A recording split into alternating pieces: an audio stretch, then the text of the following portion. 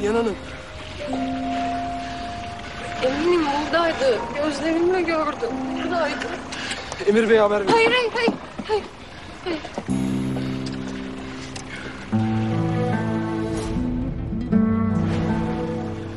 Onun gözlerini gördüm.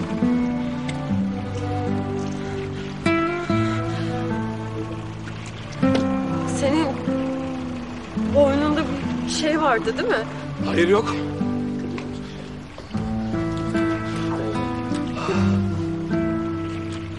Yok, vardı. Bir muska vardı değil mi? Benim muskam yok ki.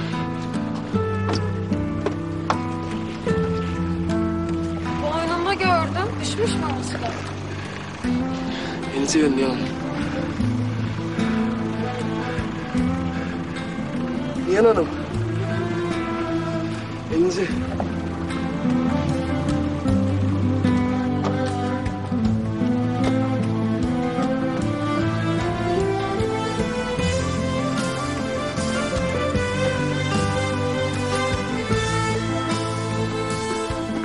Nihan Hanım, gazeteciler.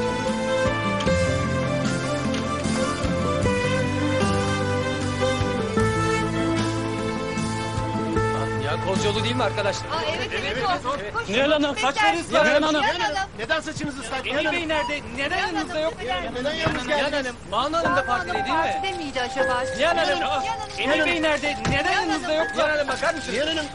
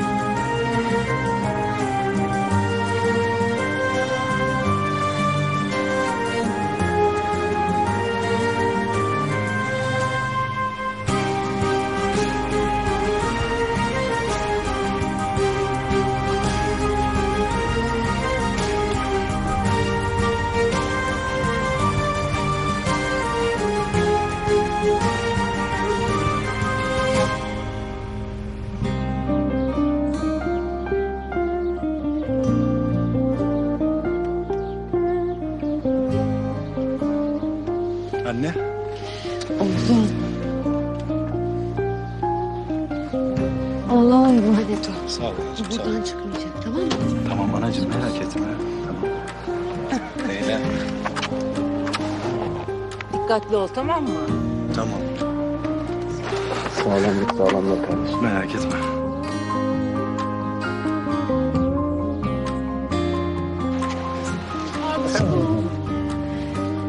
hadi beni unutma abi. Unutur muyum hiç? Unutur muyum?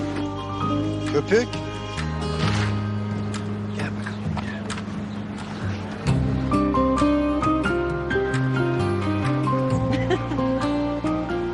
Hadi biz gidelim artık. Oğlum, muskana dikkat et. Ya tamam anacığım. Senin gönlün olsun.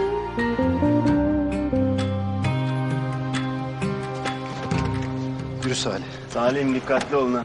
Tamam abim.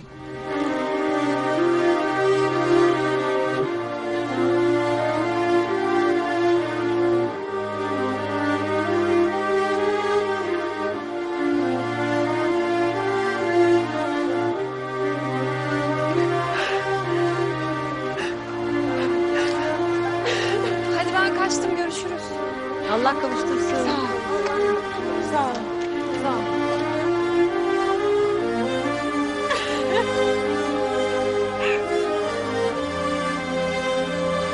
Nihan abla?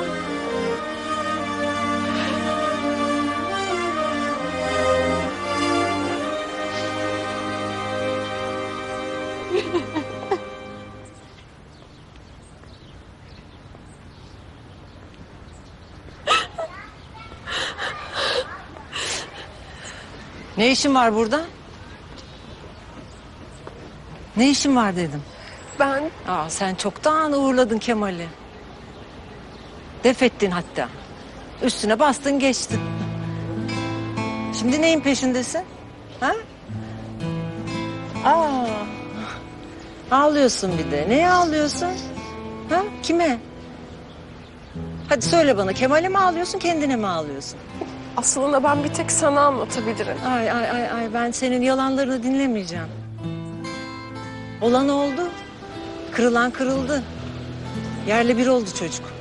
Daha ne anlatacaksın bana? Of Nihan, git buradan. Benim de kapım kapalı sana bundan sonra. Sen yapacağını yaptın. Uzak dur artık Kemal'in hayatından.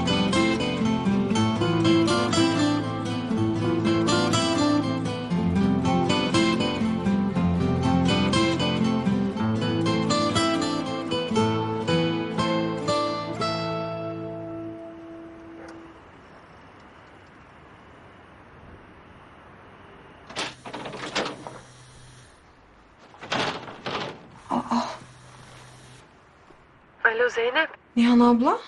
Zeynep, Kemal döndü mü? Burada mı? Yo, nereden çıkardın ki? Gördüm çünkü.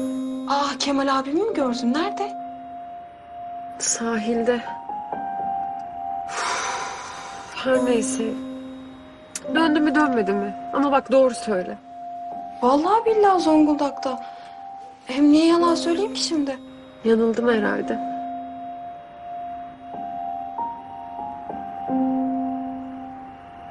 Ya da birini Kemal sandım. Anladım. Neyse ya, seni de rahatsız ettim canım. Gece gece. Kusura bakma, ne olur. Yo. İyi ki aradın aslında. Hem sesini duymuş oldum. Ta ne zamandan beri görüşmüyorduk. İstediğinde ara, görüşelim. Görüşelim. Ama bak öyle geçiştirme. Yakın zamanda görüşelim. Hem sen beni kendi berberine götürecektin. Söylediğin öyle kaldı. Tamam canım, sen ne zaman istersen ara, görüşürüz, tamam? Yarın ben müsaitim aslında. Sen de müsaitsen. Ha? Hem fotoğraf falan da çektirmem lazım. Ajanstan istediler de. Ajansa yazıldım bu arada. Yani yazılıyorum. Yarın buluşunca uzun uzun anlatırım hepsini sana, tamam mı? Kaçta uygun olursun sen? Olmadı beni okulun önünden alırsın sen, ha? Zeynep. Eğer abin ararsa. Tamam. Bu telefondan bahsetmek yok, söz. Sağ ol.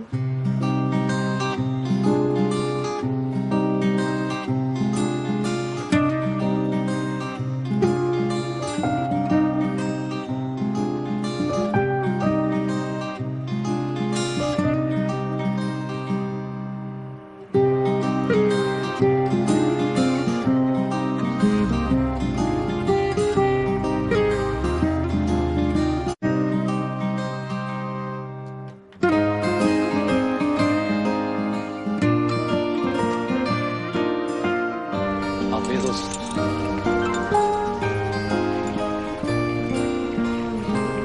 Abim mi geldi Salih?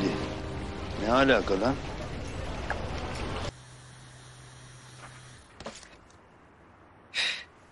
Evdeyken arama, mesaj at dedim bin kere sana, değil mi? Abim geldi deyince heyecan yaptım kızım. Kemal mi geldi? Ay işte ben de sana onu soruyorum.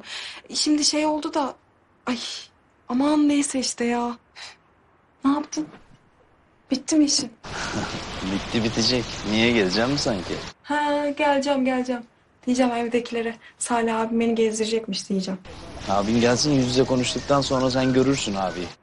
Biz birbirimizi ne zamandır seviyoruz deyince her şey değişecek görürsün. Ha bekle dersin. Diyeceğim tabii. Sevmiyor muyuz? Şşş.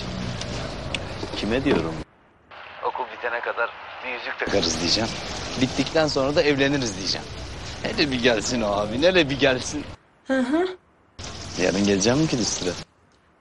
Yok be. Üstüm sonra balık falan kokuyor. Çıkmıyor üstümden. Bak şimdi ya, Allah Allah. Beni çağıracağın mı oralara? Sen oradan çık da adam gibi gezdir beni. Normal insanlar gibi bir kafeye falan götür mesela. Ha? Külüstür de külüstür. Başka bildiğin yok vallahi.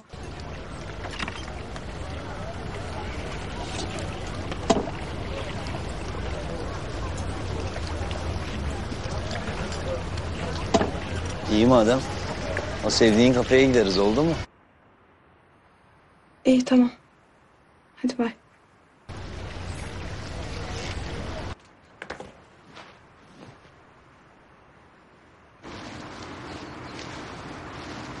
Yarın sabah caddeye gelirsin. Evin önünden alma beni, anlaştık mı? Peki efendim. Sağ olasın. İyi geceler. İyi geceler.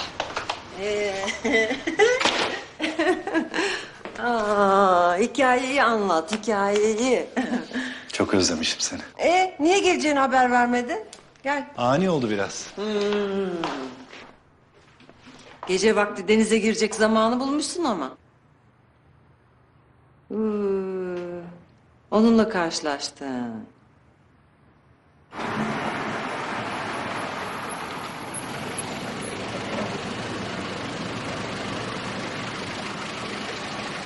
Yine rüya gibi gerçek olması imkansız bir an. Karanlıkta Nihan'ın silüetini gördüm.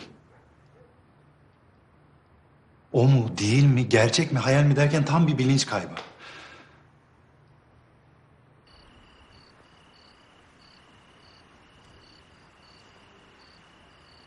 Suyun altında eski yıllara bakar gibi baktım gözlerinin içine yeniden. Öfkemden, nefretimden tek bir dirhem bile eksilmemiş. Görmedi yani seni.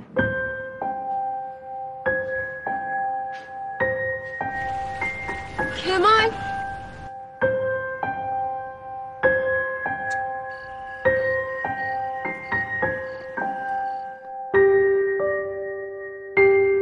Kocasıyla rakip olacaksın.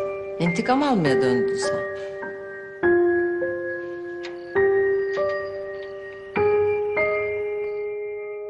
Öfkenden, nefretinden bir gram bile eksilmemişti hani. Ha? Nefret de bir duygu. Hem de aşka en yakını derler, bilmiyorum. Öyle derler. Ne şimdi bu? Ha? Öyle dövme kazır gibi kazınıyor muymuş duygular?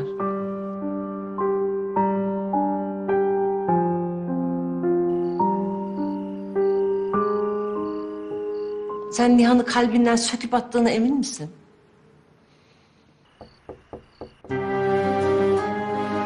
Birini mi bekliyorsun? Yok.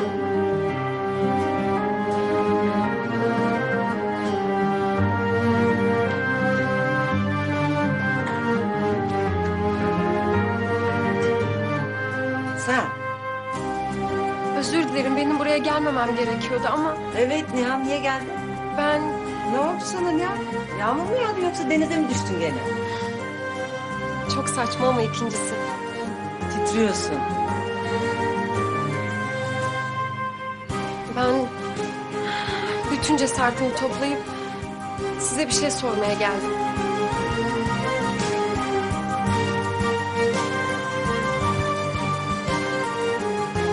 İçeri gir demek istemiyorum ama kuruman lazım, hasta olacaksın. Aslında sıcak bir şeyler içsem iyi olur. O zaman gir içeri Nihan.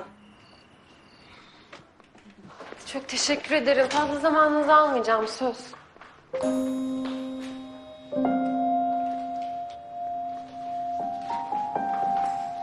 Otur. Ben de buralardan geçiyordum. Konağın ışıklarını açık görünce bir hemen uğrayayım dedim. Ay Nihan, ne soracaksan sor. İkimiz de biliyoruz, öyle geçerken falan uğramadın. Kemal'i gördüm. Nerede? Suyun altında. Alkollüsün sen değil mi birazcık? Azıcık da canın sıkkın. Ha? Evet. Emin değilim ama içimden bir ses Kemal'di diyor. Diyelim ki Kemal'di. Buraya niye geldin?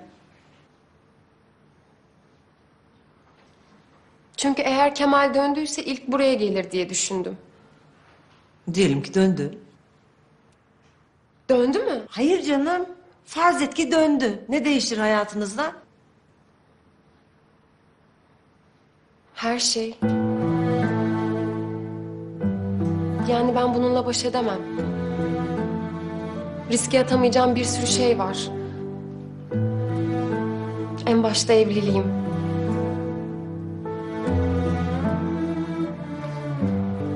Zaten zar zor dengede tutuyorum yanına şeyi.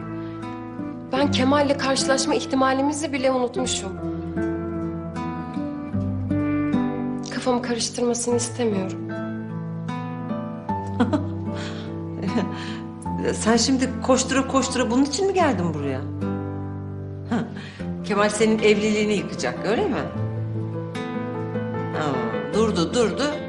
5 yıl sonra evliliğini yıkmaya karar verdi. Nihan, Kemal senin adını hatırlıyor mu acaba? Ya, Kemal dönmüş müymüş? Dönse bile sana ne? Ailesi burada. Gelir de giderdi, sana ne?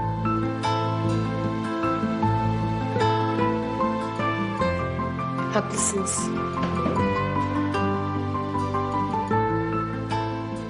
Kemal'in dönmesiyle ben baş edemem.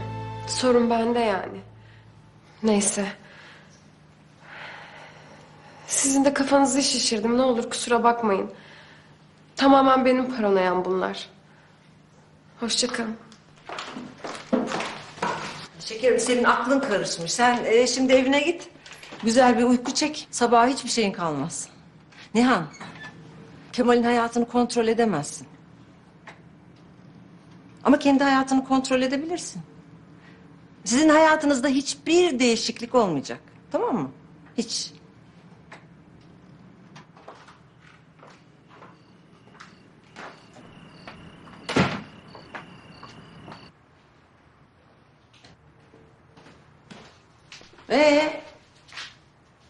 Sen kesin dönüş mü yaptın buraya?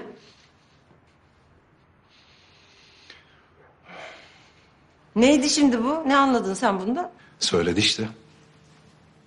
Rahatının bozulmasını istemiyor. O zaman da zaten rahatı bozulmasın diye terk etmişti beni.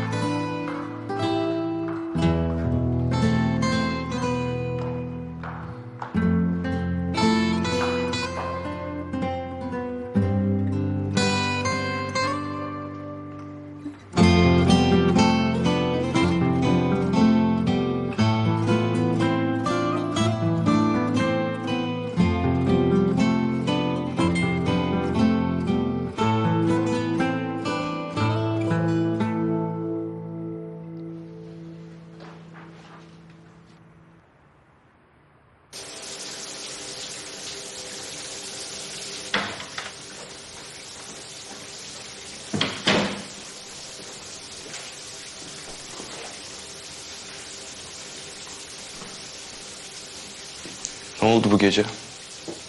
Neyi merak ettin anlamadım Emir. Seni merak ediyorum sevgilim. Karımı merak ediyorum. Yarın sabah gazetelerden mi okuyayım yoksa denize düştüğünü? Ayağım kaydı. Ben de beni kıskanıp intihara teşebbüs ettin zannetmiştim. Yazık, yine sebep ben değilmişim, görüyor musun? Emir, ne söyleyeceksen çabuk söyle. Bir an önce duş alıp uyumak istiyorum. Niye benden bu kadar nefret ediyorsun? 5 yıl oldu Nihan. Biliyorum. 5 yıldır sadece bekliyorum. Beni sevmeni bekliyorum. Emir, bırakır mısın? 5 yıldır bu evlilik ne zaman gerçek bir evlilik olacak diye bekliyorum. Emir, ben bu evliliğe mahkumum.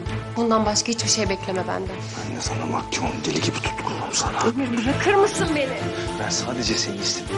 Bir fırsat çıktı karşıma, ben de kullandım. Ama seni ben mahkum etmedim. Sen beni kardeşimle tehdit ettin. Annenle baban bu seçeneği tercih ettiler sevgilim. Onlar oğullarını hapse yollamak istemediler. Seni kurban ettiler. Seni bana sattılar. Allah belanı versin. Git buradan Emir, git. Pislik. Ben hiç değişmedim. Hep aynı adamım. İstikrarlı bir şekilde seni sevdim, seninle evlenmek istedim. Kararını sen değiştirdin. Önce beni istemedin, sonra sebep ne olursa olsun benimle evlenmek için can attın. İzin istersen durumu hemen değiştirebiliriz. Hemen. Ozan gider, suçunu itiraf eder, cezasını çeker. Herkes de sonuçlarına katlanır. Ne diyorsun? Cevap ver! Emir, tamam, bırak beni. Tamam, bırak. Şu andan itibaren bütün şartları değiştiriyorum. Bu evlilik bir soytarılık olmaktan çıkıyor. Yani 5. evlilik yıl dönümünden itibaren gerçekten benim karım olacaksın.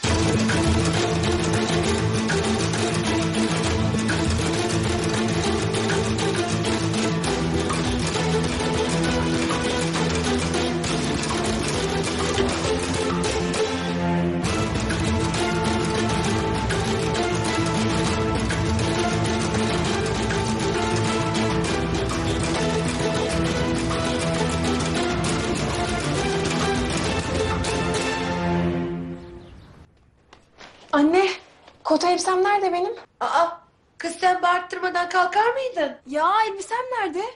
Nereye attınsa oradadır. Git ütüleneceklerin içine bak. Bana bak, öyle hemen giyme, bir ütü bas da öyle giy.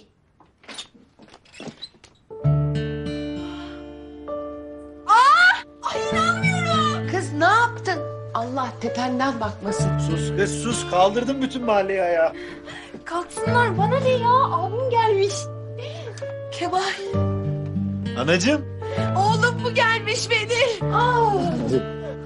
Hoş geldin. Oh, hoş geldin oğlum. Kemal Beyler gelmişler. Sen buranın yolunu bilir miydin ya? Abi. Hoş geldin. Demek doğruymuş. Hoş bulduk abi. İyi misin? İyi. Sen de iyisin. İyiyim. Özlediniz mi kardeşinizi? Çok özledim tabii ya. Çok. Bak, abim gelince hemen içeri girdin değil mi? Anacığım. Hiç öyle boşu boşuna ağlama. Sen özlememişsin beni. Unutmuşsun bile. Aa, o nasıl laf öyle oğlum, olur mu öyle şey? Evet. Baksana nerede yatağı? Ütü odasına çevirmişsin. Sildiler oğlum bunlar seni. Senden umudu kesti kadın. Ne yapsın? Aslan oğlum. Hoş geldin. Hoş bulduk. Hanım, ne dedim ben sana? Oğlan gelecek demedim. Dedim. Geldi işte. Sen kendine dikkat etmiyor musun? Süzülmüşsün biraz. Annem beni kalbe dost otlarla besliyor ya, ondandır. tabii. Ayol, pişiriyorum, koyuyorum önüne, yiyor. Ne süzülmesi, sen bakma ona. Zeynep, hadi koş sucuk al. Fırına git, simit al, ekmek al. Bir şeyler al, sofrayı Git donatalım. bakkala al, Oğlum getir sen geldi, buraya. komşular bayramı var, komşular. Oğlum Hadi.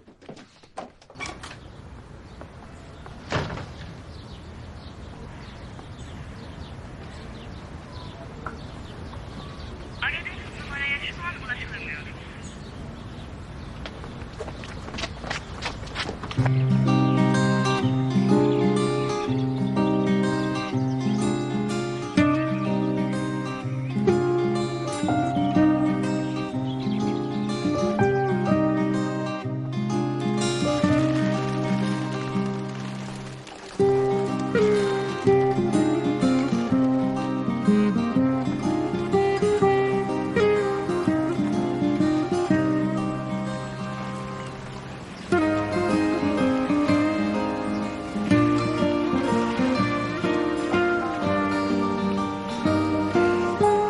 Mendil alır mısın?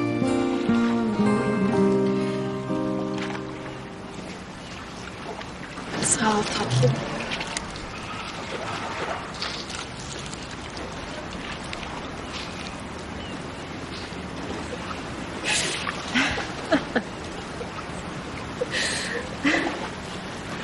Ama bana böyle bir paket yetmez.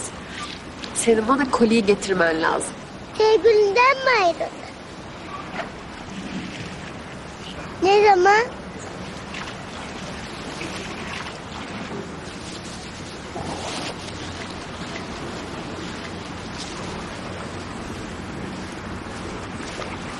Beş yıl önce. Ne oldu? Komiğime geldi. Ben doğduğumdan beri ağlıyorum. Git özür dile barışın. Keşke o kadar kolay olsa.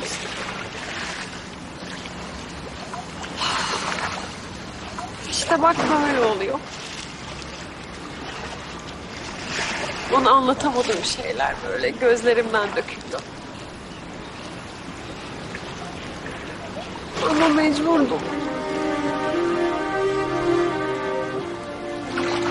Başka çarem yoktu. Aslında bilse kardeşim için yaptı.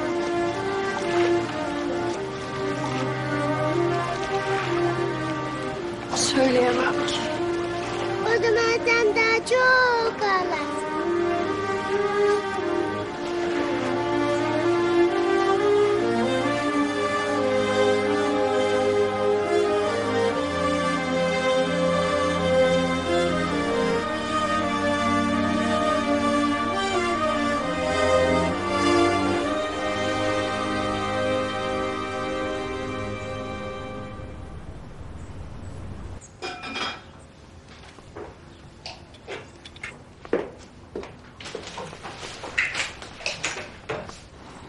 Ozan kahvaltısını etti mi? İlacı verildi mi? Biraz daha uyumak istediğini söyledi. Kaldırın. İlaç saati geçmemeli. Peki efendim.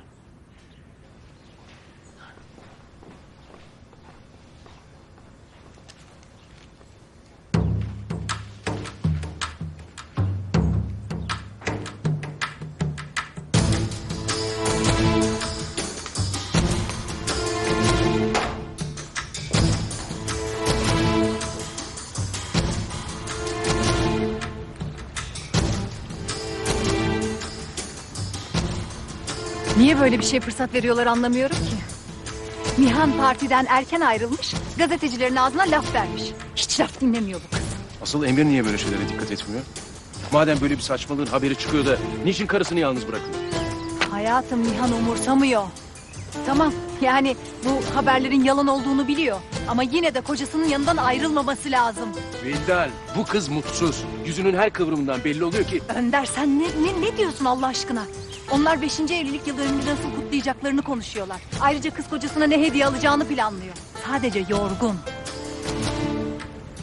Bana bak, böyle mutsuz deyip de herkese huzursuz etme. Ben sadece gazetede yazanlara kızıyorum, o kadar. Günaydın, ne oluyor? Günaydın, yok bir şey bir tane. Günaydın oğlum.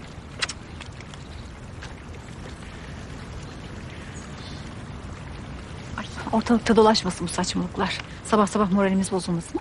Ne yazıyor yine ya? Aman aptallık işte. Günaydın. Günaydın kızım. Günaydın. Nasılsın babacığım? İyiyim güzelim. Babacığım o kadar çok terliyim ki. Çevreye verdiğim rahatsızlıktan ötürü özür dilerim. Peki. Bir şeyler yediniz mi? Hayır, seni bekledik. Tamam, ben de hemen üstümü değiştirip geliyorum. Nihan, Emir nerede? Galip de geliyor. Evet, biliyorum baba.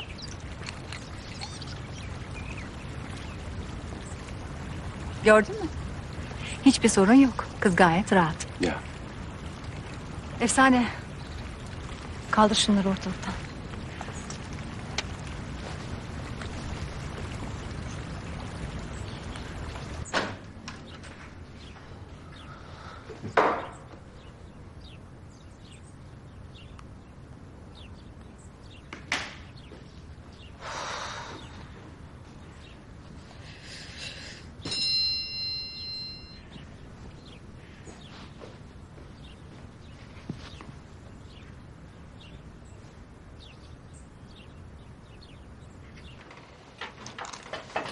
Büyük bir ihale. Şirketin tam yetkisi olarak ben geldim. Maşallah benim oğluma. Aferin oğlum be. Hakkı Bey'e kalsa ceketini alıp çıkacak. O derece bana bıraktı şirketi. Bravo sana. Seninki mi? Evet evet. Alo Sema. Ben de ne yapayım işte? Mahcup olmamak için çok çalışıyorum. Çalışacaksın tabii oğlum. Böyle fırsat kaçmaz herhalde. Allah mahcup etmesin oğlum. Uygun değilsin galiba. Evet. Kahvaltı edip çıkacağım, ona haber verecektim. Hadi bakalım bunları soğutmayalım. Hadi sofraya çabuk. Tamam. Tamam. Bir saate kadar okulda görüşelim, olur mu? Seni okuldan mı alayım? Onu mu demek istiyorsun? Evet. Tamam. Hadi öpüyorum çok. Görüşürüz Semacığım. Ben bırakırım okulu sana. Olur.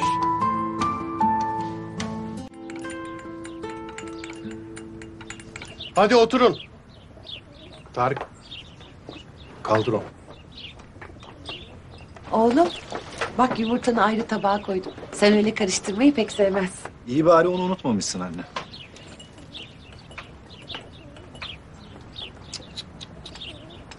Ya bu kız da kafasını taşlara vuruyordur şimdi ya.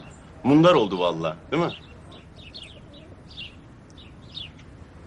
Bırak şimdi sabah sabah ağzımızın tadını kaçırma. Allah bizi korudu onlardan. Haklısın anacığım. Maymun iştahlı bunlar. Ne biçim yaşıyorlar öyle ya? Herkes yerinde hayatında mutlu olsun. İsterseniz uzun uzun bu aileyi konuşalım ha? Aman Hüseyin, bizden uzak, cehenneme direk. Aslında ben Allah bir daha oğluma onların yüzünü göstermesin inşallah. Karşılarına çıkartmasın. Amin, amin, amin. Herkes kendi hayatında mutlu olsun. Bu konuda kapansın, ağız tadıyla bir kahvaltı yapalım. Oğlum soğutma. Bir yandan da kahvaltı da et hadi. Tamam hadi geliyorum. Telefonu susmaz artık bunun. İş adamı olmak böyle bir şey demek ki, değil mi? Efendim? Kemal Bey günaydın. Küçük bir değişiklik oldu programda, onu haber verecektim. Emir Bey bugün akşamüstü buluşacak sizinle. Öyle mi? Doğrudur. Kulüpte saat 5'te.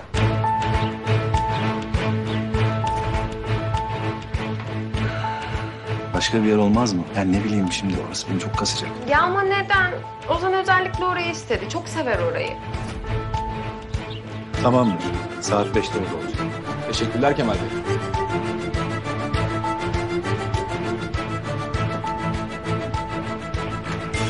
Hakkı Alacağı'nın Zonguldak Kilimli'deki madeninde mühendismiş. Doğru. Başka da bir geçmişi yok. Madendeki o büyük kazadan sonra Akkalı Cakı'nın ortağı oluyor efendim. Madenin işletmesi de şu anda kendisinde. 5 yıllık mühendis, tıfıl işletmeci. Sen bu adamla mı başa çıkmayı beceremedin? Yazıklar olsun sana. Dosyası bile 3 gram be. Adam bile değil, adamcı bu be.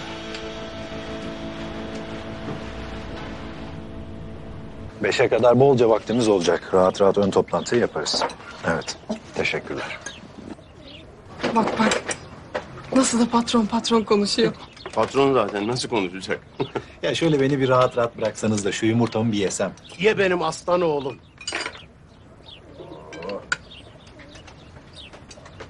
Oğlum Allah razı olsun senden.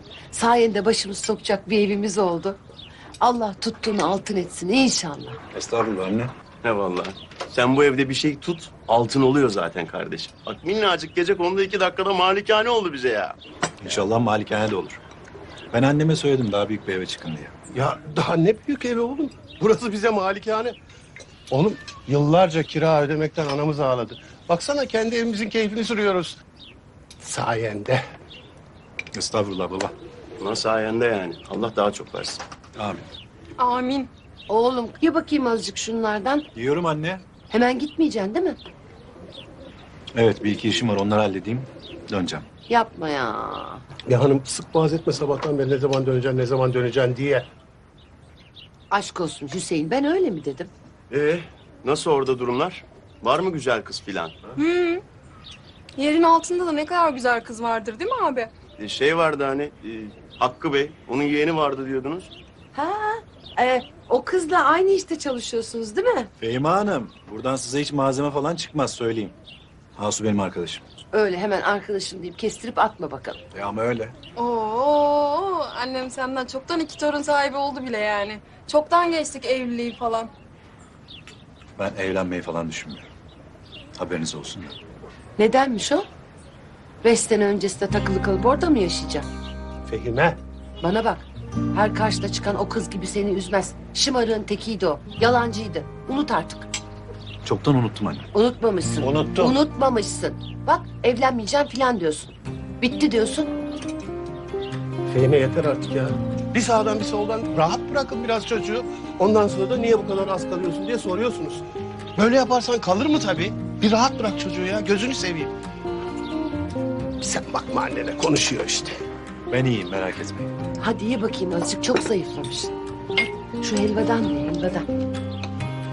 Aslında Emir'e baş başa Paris'te geçirelim yıl dönümümüzü diyorum ama dinletemiyorum.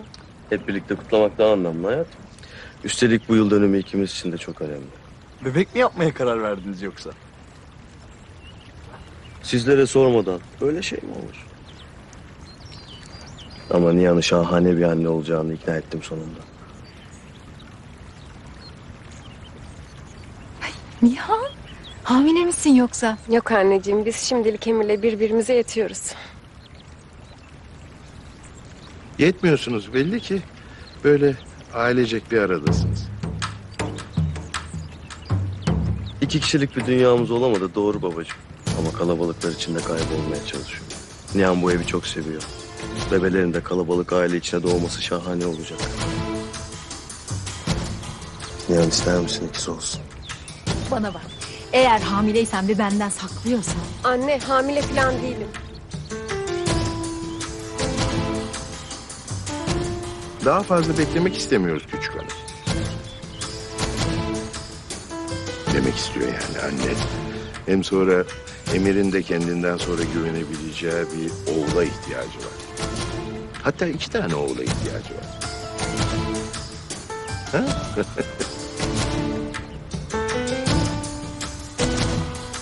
Ozan, ne oldu ne düşünüyorsun? Size ne hediye alsam diye düşünüyorum. Hayatımı borçluyum bu evliliğe. Ne alsam az gelir.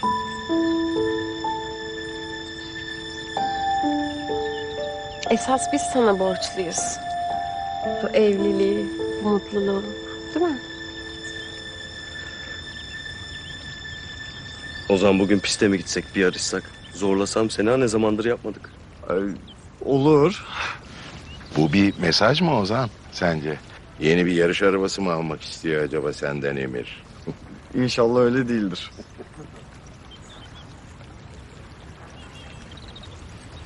Hadi, benim atölyeye gitmem lazım. Sizin de işiniz gücünüz vardır herhalde diye düşünüyorum. Doğru söylüyorsun kızım. Galipciğim bir 10 dakika vaktin var mı konuşalım? Tamam.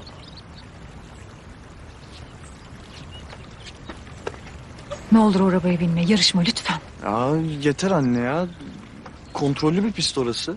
Ben varım yanında ona hiçbir şey olmaz.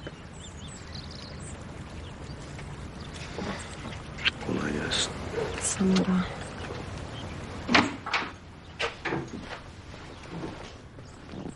Hayırdır Dünür? Hoşuna gidiyor değil mi? Hem de nasıl? Ya ne istiyorsun anlamıyorum ki. Bak çocuklarımız mutlu, biz neşeliyiz, sağlıklıyız. Sen gerçekten inanıyor musun çocukların mutlu olduğuna? Ne yediği bilinmez, kendini bilmez. Birinin çıkardığı bir asparagas. Emir Nihan'ı üzüyor Galip. Anlıyorum ben. Hiçbir zaman ara vermedi bu hovardalık turlarına. Erkek adamın arada bir kafası karışır. Önemli olan karısına dönmesi. Benim çocuğum millete göre yaşamayacak Önder. Millet benim çocuğuma göre yaşayacak. Millet. Hepimiz, herkes. Bu çocukların evliliğine de gölge düşürmeyin. Damadına azıcık sahip çık. Şu anda elinizde avucunuzda ne varsa hatta bu evi bile ona borçlusunuz. Ona göre davran.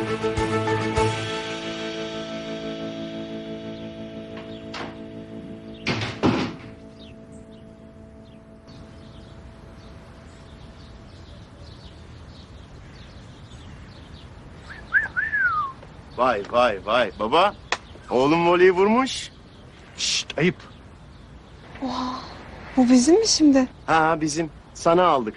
Kemal'in kızım Kemal'in.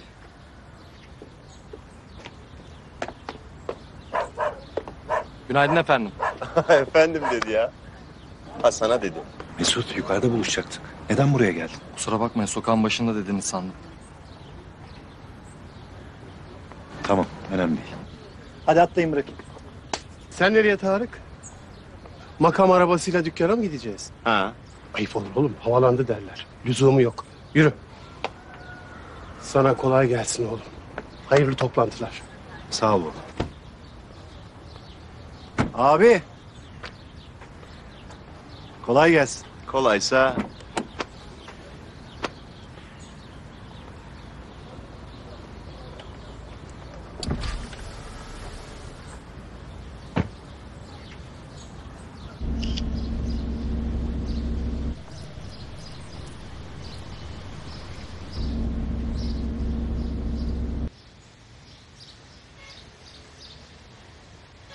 Ne oluyor lan? Çok güzel ya. Abi keşke senin olsa.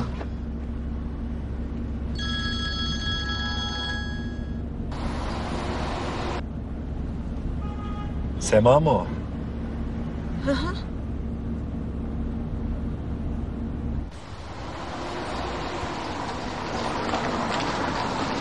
Mesut dur. Salih. Lan Kemal kardeşim. Kardeşim.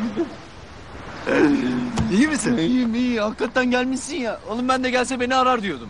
Dur oğlum daha yeni geldim. Gece geldim. Nereden haberin oldu? Hissettim lan. Hissettim. Döneceğini biliyordum. Sonunda döndüm mahallene onu diyorum işte. Yok kardeşim. Nasıl lan? Yani bir iki iş var onları halletmeye geldim. Tekrar döneceğim. Olmadı ki ya. Tamam lan tamam ne bozuluyorsun?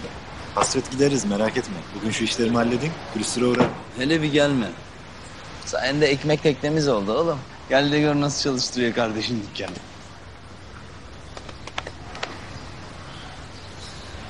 Uğrayacağım. Zeynep'i okula bırakayım. İşleri halledeyim geleceğim tamam. Uzun uzun konuşacağız bak bekliyorum ha. Tamam.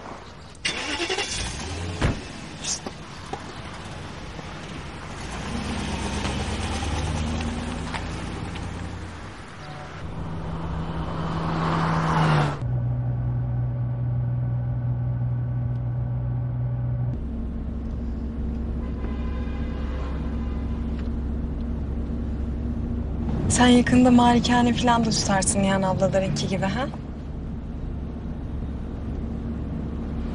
Abi Okuyorum Zeynep. merak ettim canım. Toplantın falan mı vardı? Yani gece geç geldin ya hani. Fehmi'nin kızı. Gittin mi bir yerlere falan? Neden soruyorsun? Dün gece Nihan abla aradı beni. Vallahi bak ben aramadım ha. Nasıl arayabilirim seni? Hala görüşüyor musunuz? Yo. Vallahi görüşmüyoruz bak yeminle. Dün gece öyle pat diye arayıverdi beni. Kemal abin geldi mi dedi bana. Ben de yo dedim.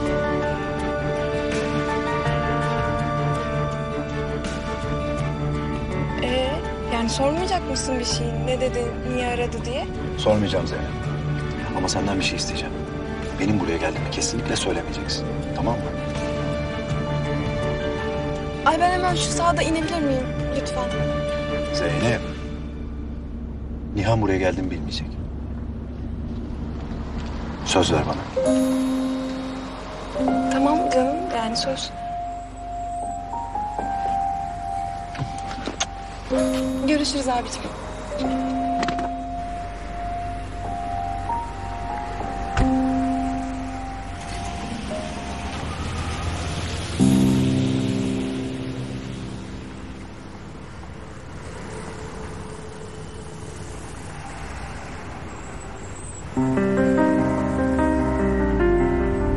Çok beklettin mi? Yo ben de şimdi geldim zaten. Gel.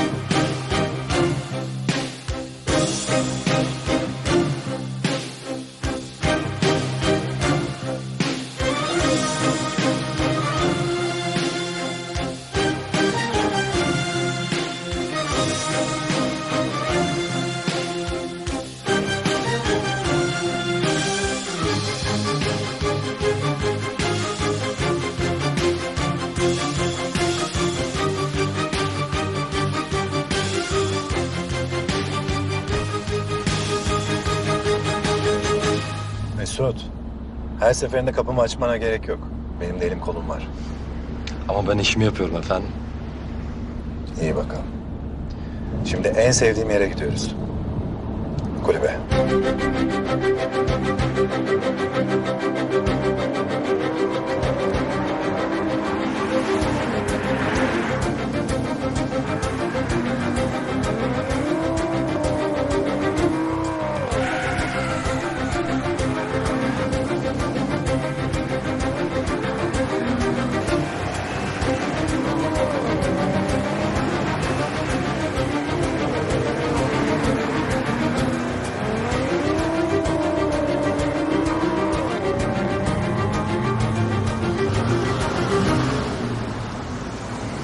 Ben kazandım, ben kazandım. Hiç numara yapma, bileğimin hakkıyla geçtim seni. Öyle düşünmek hoşuna gidiyorsa.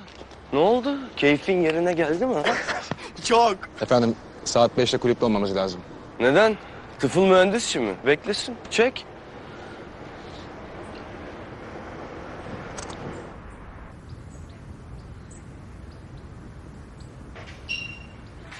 Teşekkürler. Şahane oldun. Bugün hemen gidip fotoğraf çektireceğim.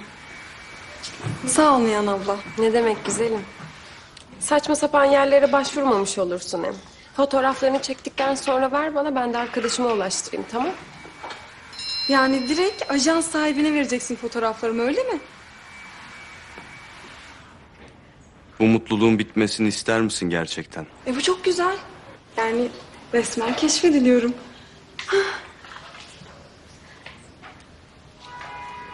Ne oldu? Yok bir şey. Ne yapıyoruz? Bilmem. Sen nasıl istersen. Çok özlemişim seni Nihan abla ya. Çok. Ama sen beni ihmal ediyorsun. Böyle araya uzun uzun zamanlar giriyor. Sonra görüşemiyoruz. Ayrıca dün konuşmasak belki de bugün görüşmeyecektik. Zeynep, biliyorsun. Seni görmek sadece seni görmek değil. Geçmiş çullanıyor üstüme.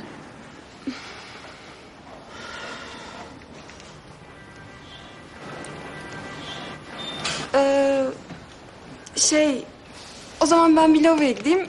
Sonra şey yapalım. Kalkarız, olur mu? Tamam. Ben de kasadayım. Tamam, siz zahmet etmeyin. Ben geldim Nihan Hanım. Teşekkürler.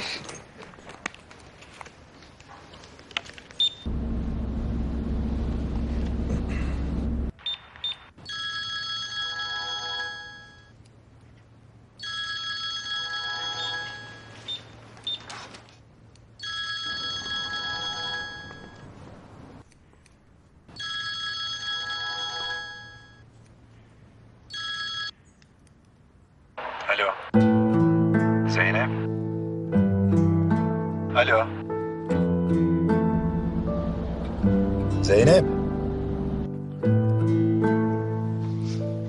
Zeynep. Mesut etilere sapma, sen düz devam et. Zeynep.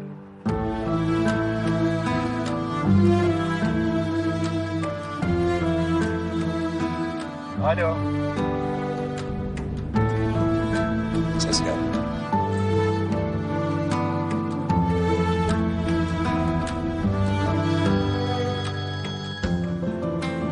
Ben hazırım.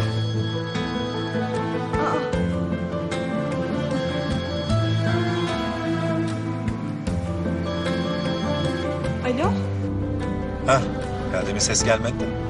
Ne yapıyorsun? Gelip alayım mı seni toplantıdan sonra? Kaçta bitecek okul? Yok abicim, ben gelirim eve. Kusura bakma, şimdi konuşamıyorum. Otur edersindeyim. Tamam, tamam oldu o zaman. Hadi bakalım, evde görüşürüz.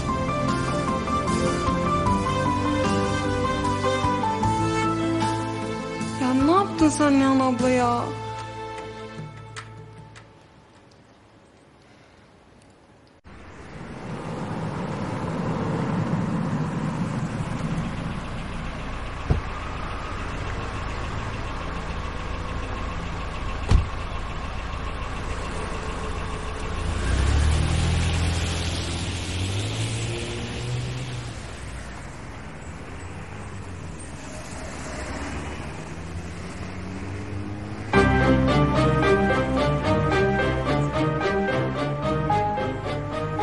Maalesef beyefendi, içeri alamıyorum.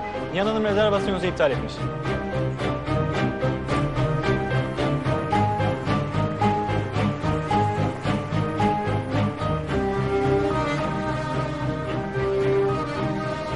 İyi günler beyefendi. Merhabalar. Rezervasyonunuz var mıydı? Kemal Soyda. Emir Kozcuoğlu misafiri. Öyle buyurun efendim.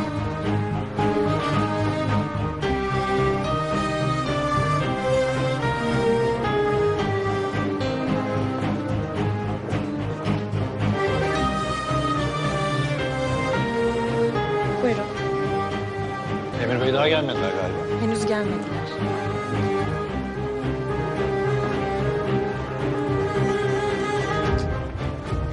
Beklerken size ne ikram edelim?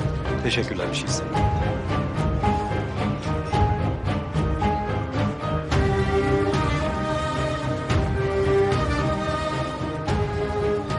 Misafiriniz geldi. Tamam. Gelmiş mi? Gelmiş. Bir de dakik.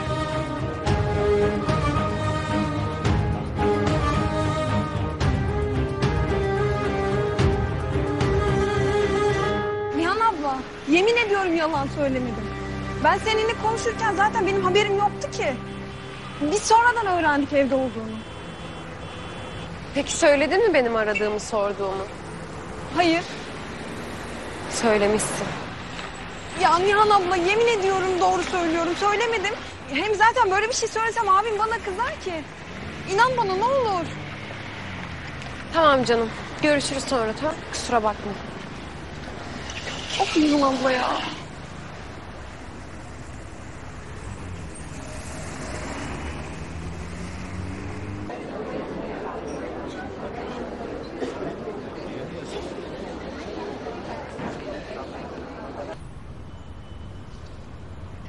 Hoş geldiniz Emir Bey. Emir Bey geldiler. Evet, tamam.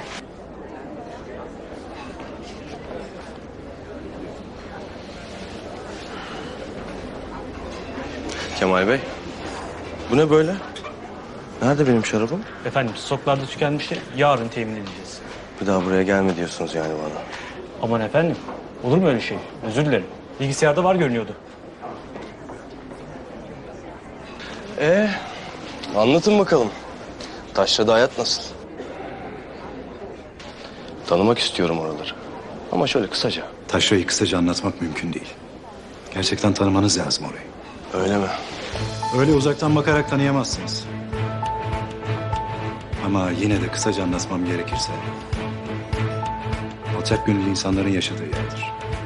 Sizi zorlar.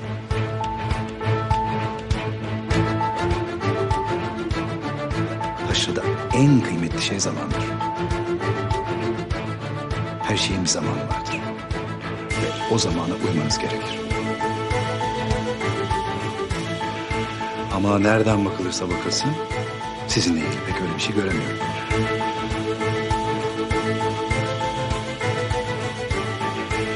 Bu toplantı için size bir zaman ayırdım. Ama o zamanı beni bekleterek kullandınız. İhalede görüşürüz.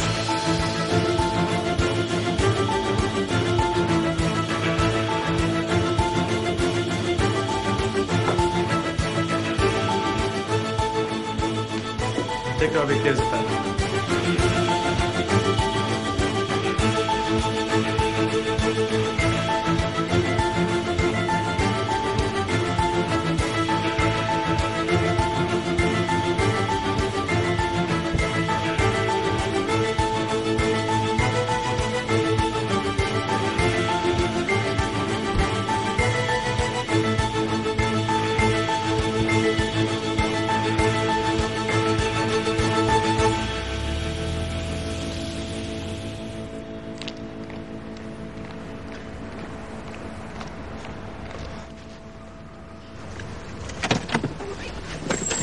Nihan Hanım.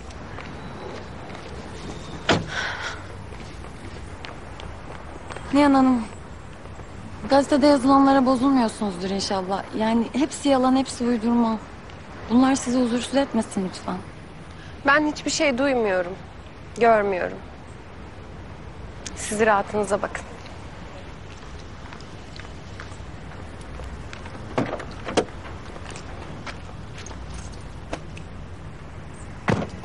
Ne zannediyor bu herif kendini? Sen kimsin lan? Kimsin? Hıyar. Alo. Çok kötü bir şey oldu Demir. Nihan'la karşılaştım. Nihan Hanım'la. Bağırdı, çağırdı, hakaret etti bana. Hadi ya. Sorma Emir, sinirlerim allak bullak. Alenen hakaret etti ha. Ben benim yazılanlarla bilgim yok falan diye konuşuyordum. Üstüme yürüdü resmen. Bağırdı, çağırdı. Kendinden geçti bir görsen. Yani artık lütfen bu duruma bir son ver. Boşanacaksanız da bir an önce boşanın. Yani ben daha fazla böyle şey tahammül edemem. Bir yandan basın, bir yandan karın. Seni kıskandı ha. Elim ayağım titriyor resmen. O zaman şöyle yapıyoruz. Davete sen de geliyorsun. Evlilik yıl dönümü partimize. Evet. En yakınlarımızı çağırıyoruz. Sen de benim en yakınımsın. Sen gerçekten çatlaksın ha. Nihan beni gerçekten kıskandı.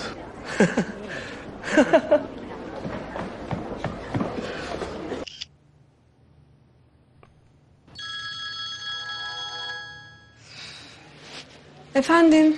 Alo Zeynep, ne haber? İyidir senden. İyi. İyi de ben sana söz vermiştim yani. Kafeye gidecektik. Götüremeyeceğim ben seni ya. Abin gelecek ya, şimdi hazırlık içindeyim. Buyurun. Sorun değil ya, ben oraya gittim zaten bugün. Kimle gittin? Ne zaman gittin kızım? Okuldan arkadaşlarla gittim işte. Neyse hadi benim kapatmam lazım şimdi. Yuvaya staja gidiyorum, yanım kalabalık. Hadi bay bay. Hazır mıyız? Hazırım.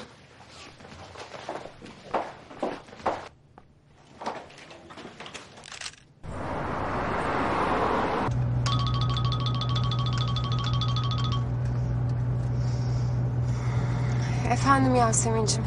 Neredesin tatlım? Atölyeye gelecek misin bugün? Yoldayım. Sesin niye kötü senin? Ne oldu? Kemal dönmüş. Hangi Kemal? Aa.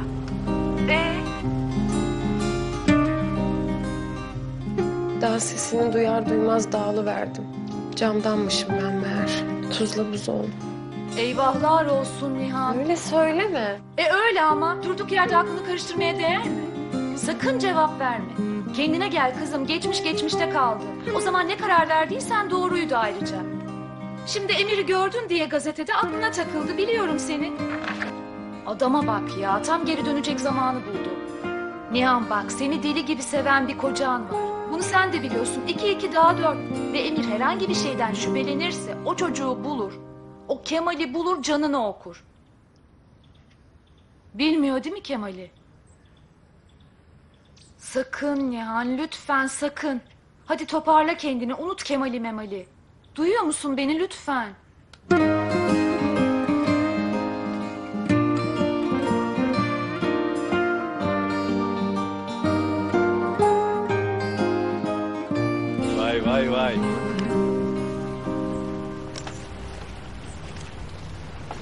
Vay. Bak artiste bak ya. Tamam be oğlum, adamı pişman etme. Bize durmadan grand tuvalet dolaşmıyoruz herhalde. Toplantı vardı, giyindik işte. Takılıyorum oğlum. Allah Allah. Anlat. Koskoca patron adam oldun. Aldırtamıyor musun tayinini buralara? Her şeyin bir zamanı var.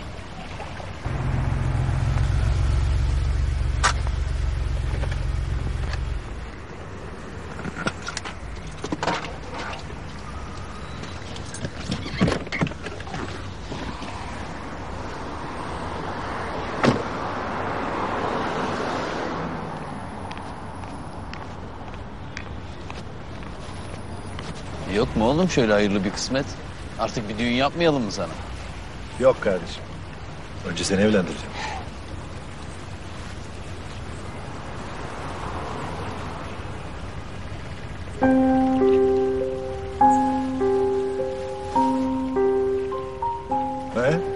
Ona bak. Yok mu bir şey? Aslında ben de seninle konuşacaktım bu konuyu da.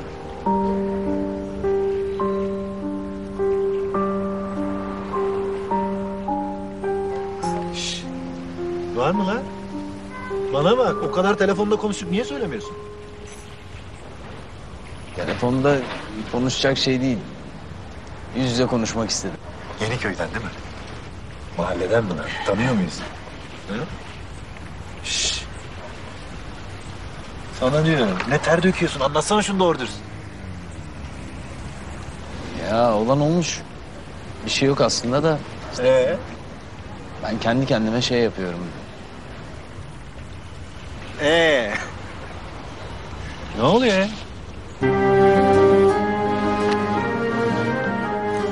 Çay koyayım mı ben?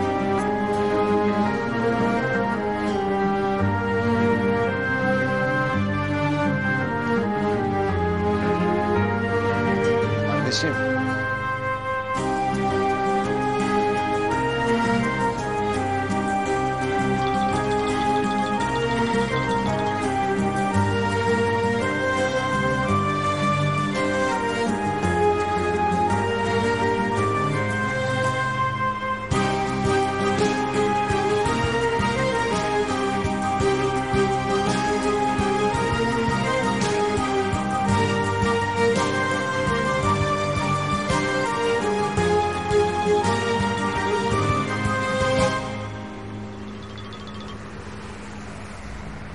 Nihan. Ne oldu kapılarda açık? Yürüdüm biraz.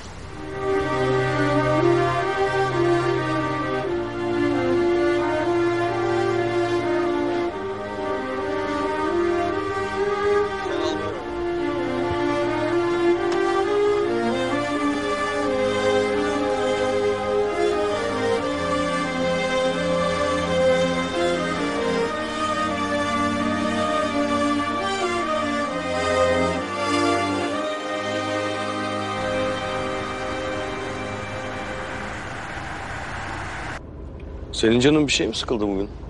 Banu'yla karşılaşmışsınız galiba. Emir ne olursun başlama yine. Yorgunum. Tamam başlamadım.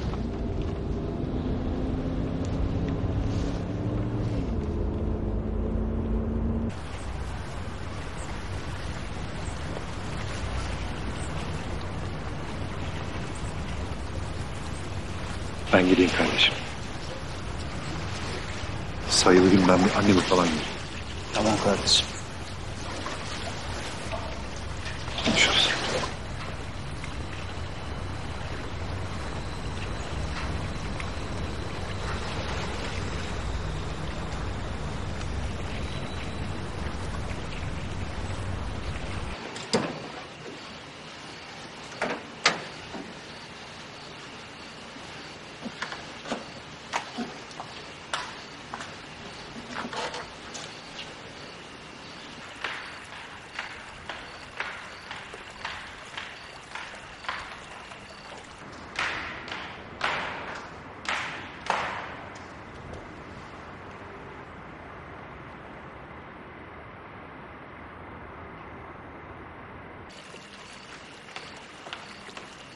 Selam millet. Selam, hoş geldiniz. Aa, Emir'cim.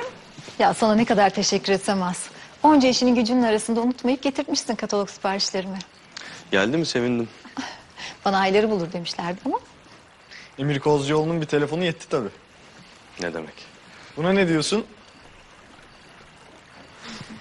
2 kez yarıştık, ikisinde de geçtim Emir'i. Vay. Bu da o tarihi anın anısı ha? Aynen. Ozan bugün gerçekten çok mutlu olmuş. Çok teşekkür ederim. Sizleri mutlu etmek benim en önemli görevim kayınvalideciğim. Bu evlilik yıl dönümünden sonra benim de mutluluğum tam olacak. Değil mi sevgilim?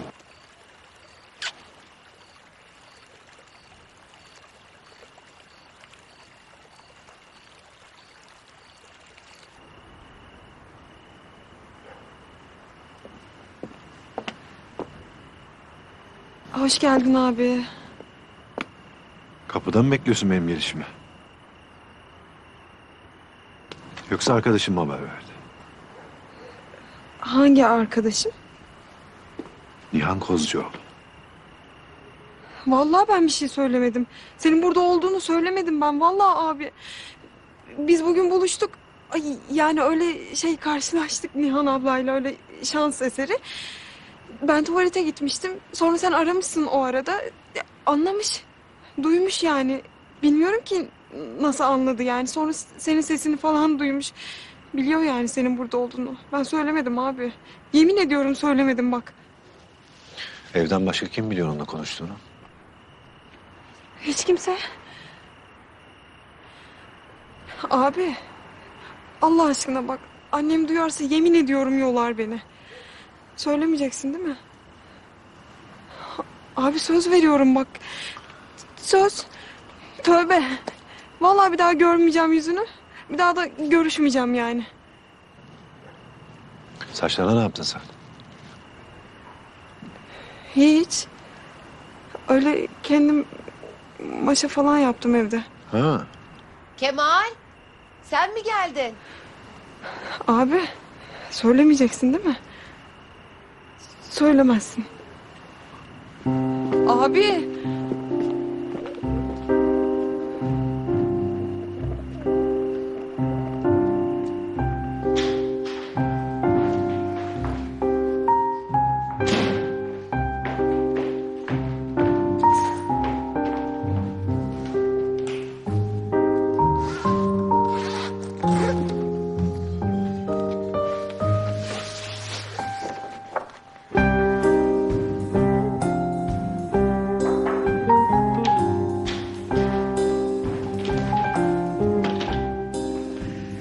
Emir Bey kendi odasında çalışacakmış bu gece. Aşağı inmeyeceğini söylememi istedi. Ha, tamam zaten ben de çalışacaktım.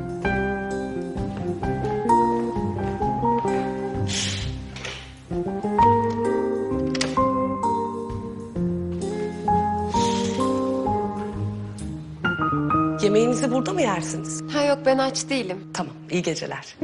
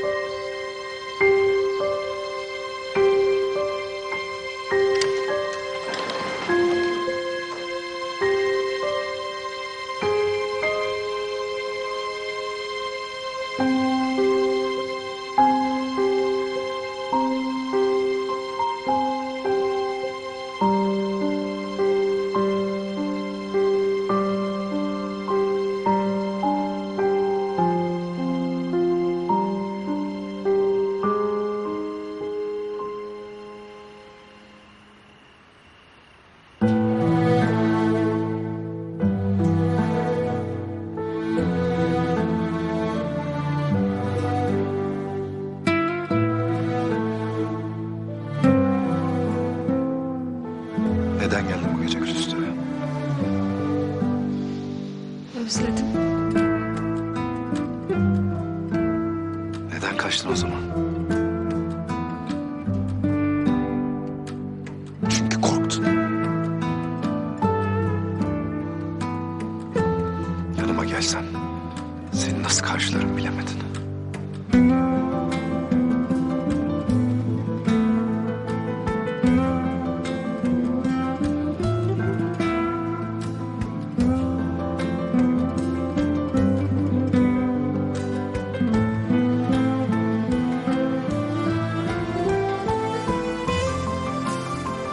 Peki özlemediysem seni?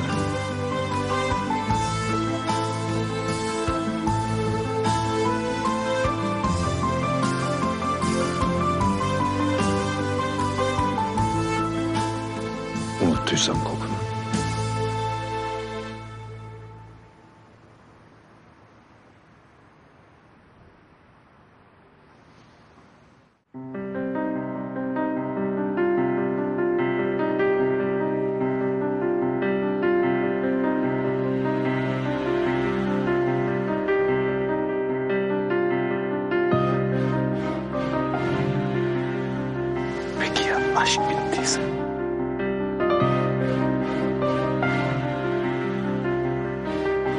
Sadece nefret kaldıysa.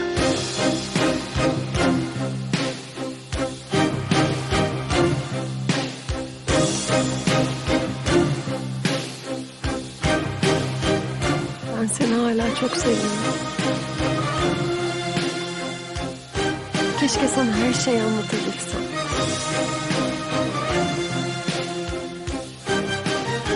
Keşke.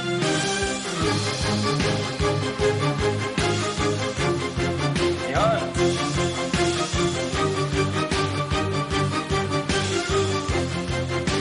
Kemal.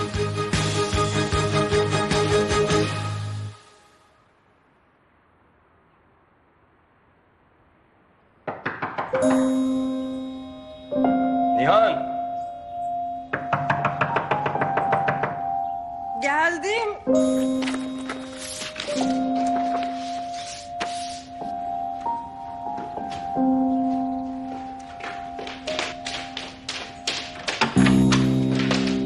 Kapı kilitlemek yeni adet mi? Fark etmemişim. Ne oluyor? Yok bir şey Valide Hanım. Siz dönün odanıza. Nihan, sen iyi misin? İyiyim baba, iyiyim. Çalışırken uyuyakalmışım da. Emir de doğal olarak endişelenmiş benim için. Özür dilerim.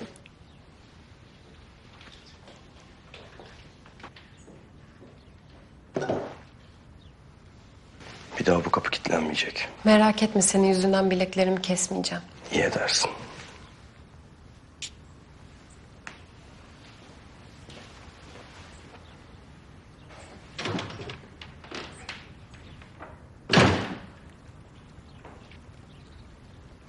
Bana bol şans dileyin. Allah işinizi rast getirsin. Nasıl olsa alacaksınız ihaleyi.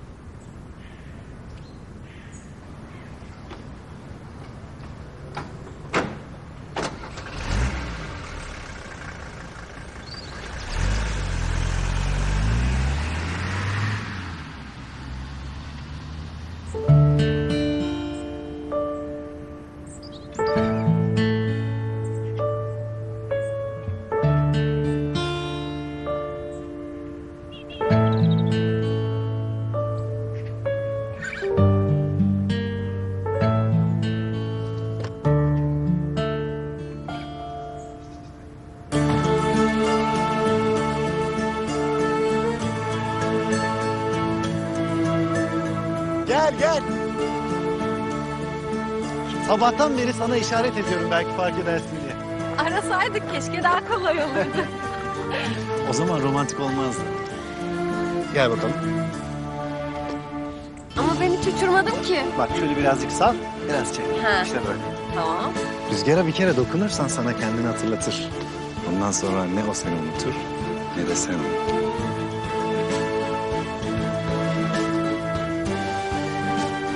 Ha, düşüyor, düşüyor, düşüyor. Gidiyor. Çek, çek, çek, çek. Olmuyor. Çek düştü. Ben düşürmedim.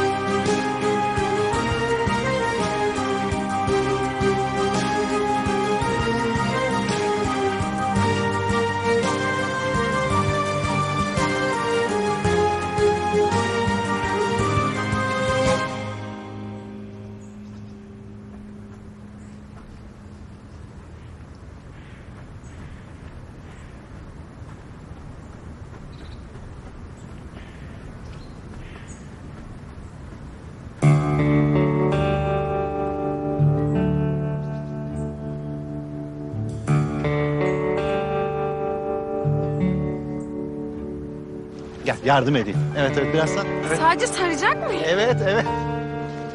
Ben çekeyim. Evet. Düşüyor. Dur. Çek.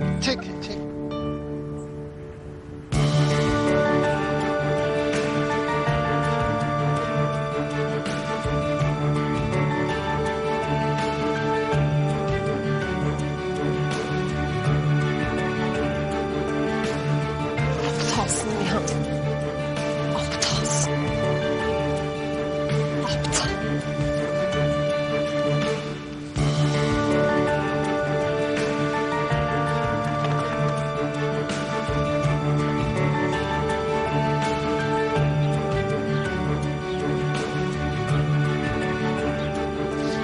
Aptal.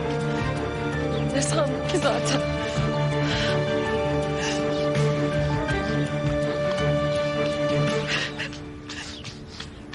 Gel.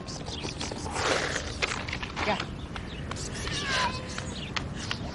Nereye koşuyorsun öyle? Aa. Nihal? Aa.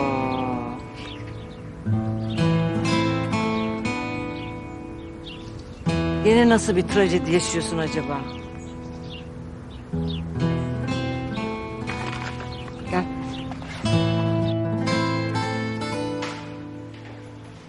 Hop. Bu eşikten gözyaşı giremez Nihan Hanım. Unuttun galiba. Kemal burada. Gördüm onu dün gece. Ve kızımız perişan olur. O gece beni kurtarmak için suya atlayan da oydu. Biliyorum. Uçurtmayı görüyorum, Kemal zannediyorum. Her yerde deli gibi onu arıyorum. Belki bana bir işaret falan göndermiştir diye hayalleri kapılıyorum. Yemin ederim iyice delirdim ben. Ne biliyorsun göndermediğini? Hayır canım bir şey bildiğimden değil. Ben öyle soruyorum sadece.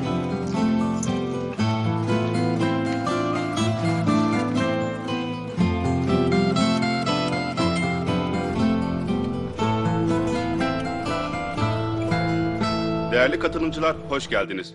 Bandırma bölgesi Hendekli Kaya mevkii termik santrali lisans ihalesine başlıyoruz. Teklif sarfların açılmasına başlanmıştır.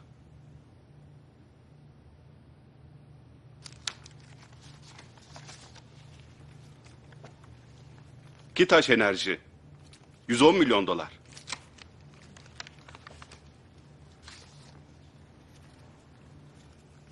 Bolkaş Holding, 100 milyon dolar.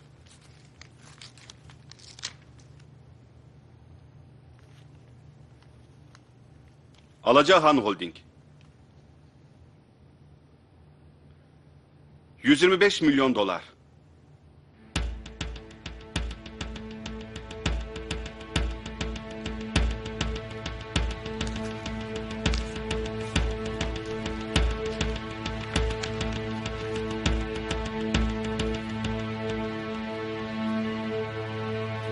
Ve son teklif okuyorum.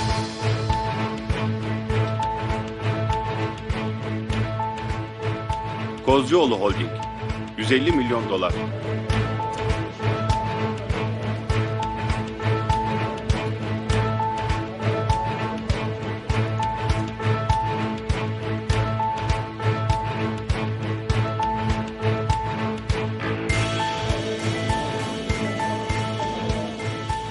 Lütfen sessiz olalım.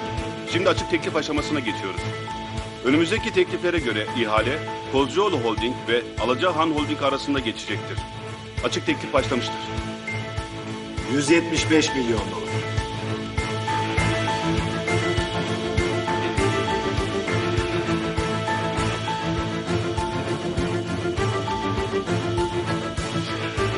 $200 milyon.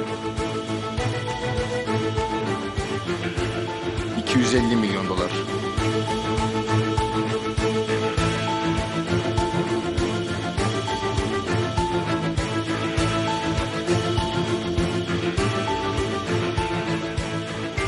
İhale kapanmıştır. Kozcuoğlu Holding 250 milyon dolar vererek ihaleyi kazanmıştır. Hayırlı uğurlu olsun.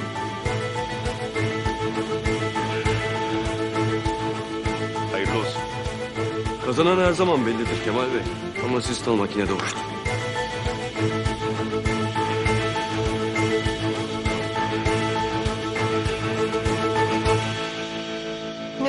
öldürecek cesaretim var, ne de ondan kaçacak kadar güçlüyüm.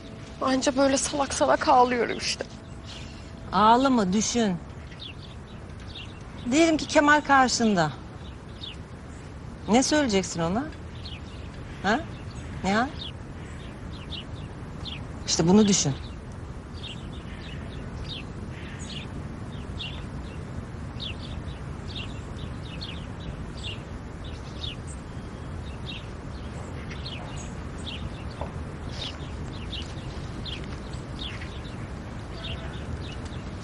Şirketle toplantı kaçta? 1 saat sonra efendim.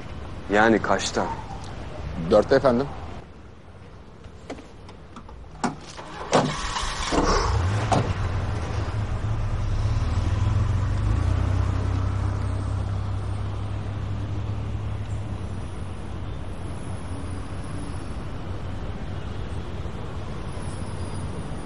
Hakkı Bey. Evet şimdi. İhaleyi Kozcuoğlu kazandı. Öbür etap için hazırım efendim.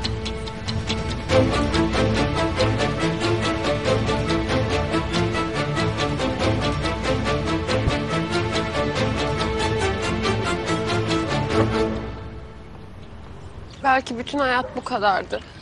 Onunlaydı. Ama olmadı işte. Bir şeyler eksik kaldı. Ay, kaç yaşındasın Nihan sen ya? Bir kere şu ruhunun pasını at üstünden. Bayılacağım vallahi. Ben sana ne soruyorum, sen bana ne anlatıyorsun? Pardon. Hadi ben Kemal'im. Söyle.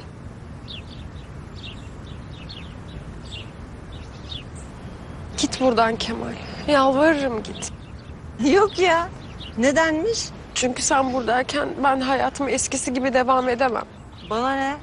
Koskoca İstanbul. Annem burada, babam burada. İstediğim gibi giderim de gelirim de. Sana mı soracağım?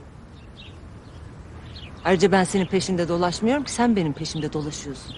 Kemal lütfen git. Çünkü ben seni buramda hissediyorum. Lütfen. O zaman kime git diyeceksin Nihan? Zaten burandaysa Kemal.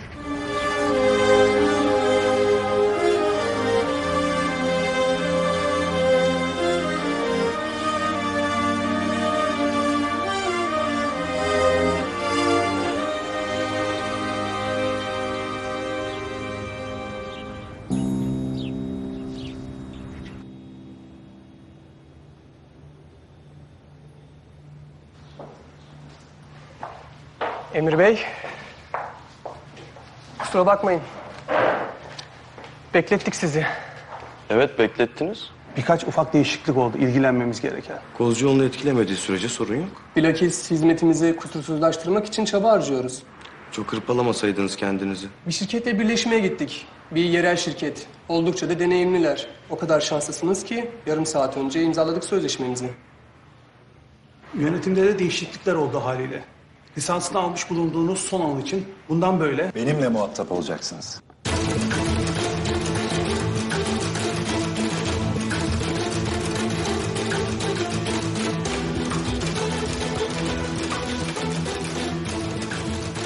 Neyze Grup, yerli sanayi ortağımız, Türkiye direktörümüz Kemal Soydere.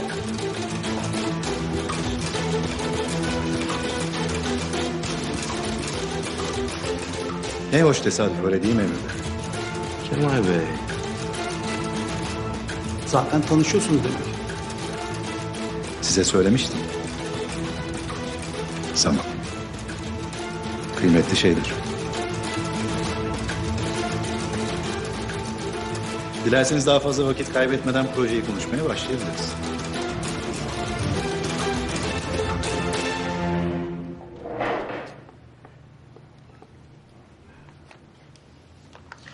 Çünkü Emir Bey, sadece zamana değil, aynı oranda bana da muhtaçsınız.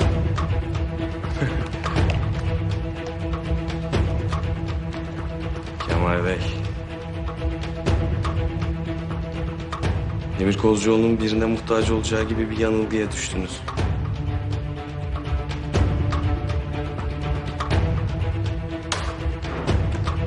Bunu dünyamızdaki tecrübesizliğinize veriyorum.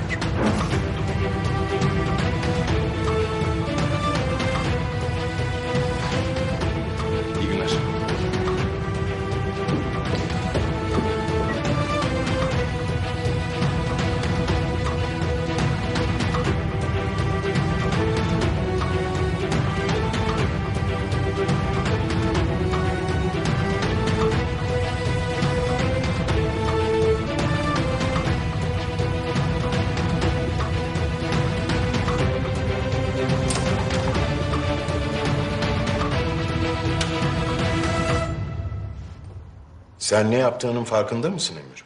Her zaman yaptığım şey hadsizlere had bildiriyorum. Hiç işim yokmuş gibi. Dikkat et oğlum. Beni de o hadsizlerden sandığını düşüneceğim. Sana herhangi bir şey bildiremem ben baba. Erken öğrendim onu.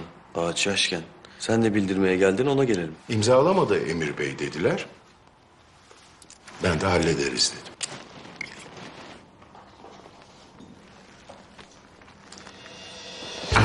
Hallet.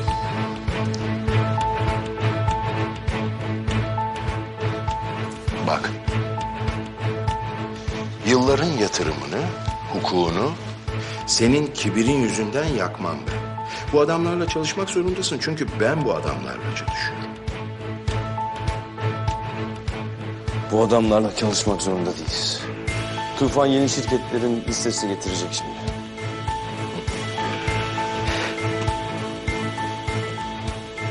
Ne dediğimi anlamadın. İhalede ne öldüğü bilinmez bir hırsla arazinin ederinin 2 katına çıkmışsın. Şimdi o saha elimizde zarar olarak duruyor. Sen bana başarısız olduğumu mu ima ediyorsun baba? İma etmiyorum Emir. Düpedüz söylüyorum. Hırsına yenildin, kâra geçeceğimiz yerde zarara soktun bizi. Hem de tek hamleyle. Şimdi de yeni şirketlerle daha pahalı maceralara girmek istiyorsun. Benim yıllardır biriktirdiğim insanları küstüreceksin, hem de zarara arttıracaksın. Doğru muyum oğlum? Ha? Doğru muyum? Ben doğruysam bunu da hallet.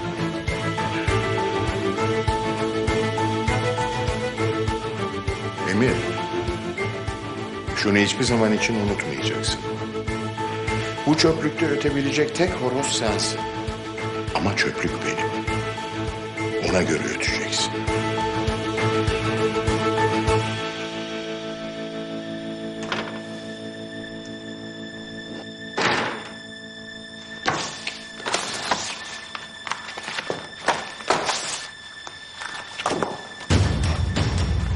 Kimsin Kemal Soyder?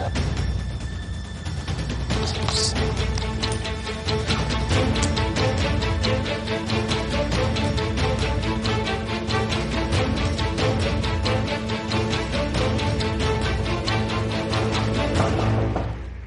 Evet. Sözleşmesi de imzalı olarak geldi Kemal Bey. Projeye sizin direktörlüğünüze başlamak için sabırsızlanıyorlar. Teşekkürler Aslı.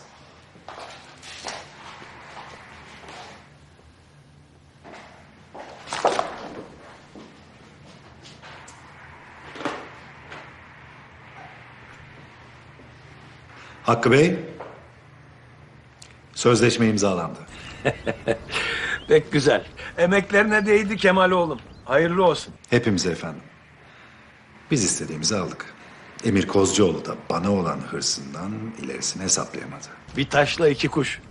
Hem Kozcuoğlu'nu zarara soktun, hem de bizimle çalışmaya mecbur bıraktın. Aferin oğlum.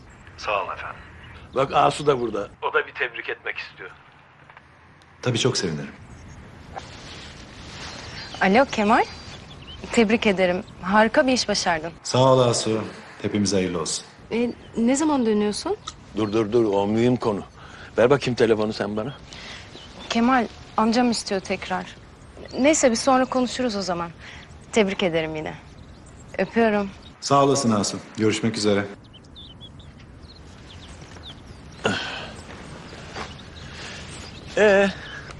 Şimdi ne oluyor Kemal? Ne gibi efendim? Ya ne yapıyorsun? Kalıyor musun İstanbul'da işin başında yoksa döneceğim mi diyorsun? Ha. Şu son protokolleri de halledeyim. Yarın geliyorum. Yine de bir daha düşün derim evlat. Düşündüm efendim. Burada bana ihtiyaç yok. Zonguldak'a geliyorum. Görüşmek üzere.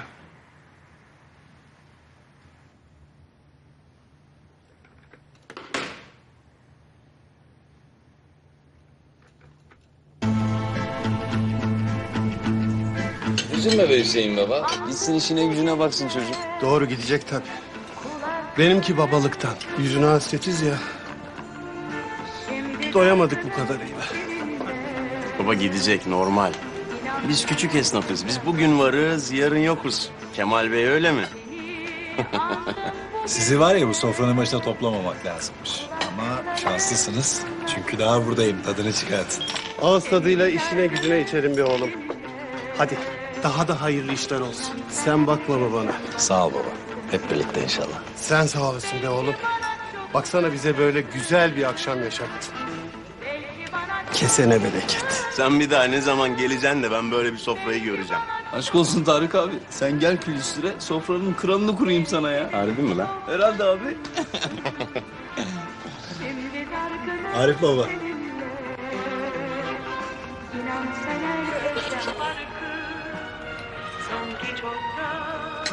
Bak. Bak. Açtırdı gene. Bu var ya okulu radyoyla bitirdi biliyor musun baba? Neydi bunun adı? Zaman yolcuları. Ha, zaman yolcuları. Bildim. Bir bu dinlerdi ha. Bundan başka kimse de dinlemiyordu. Aynen öyle kardeşim. Bunu var ya sabaha kadar döndür dinliyordu baba. Ya oğlum kapat. Yok kapatmaz. Siz de onu ders çalışıyor sanıyordunuz tabii. Yo, çalışıyordu benim oğlum. Ha çalışıyordu. Yani yok baba o kadar çalışmıyordun aslında.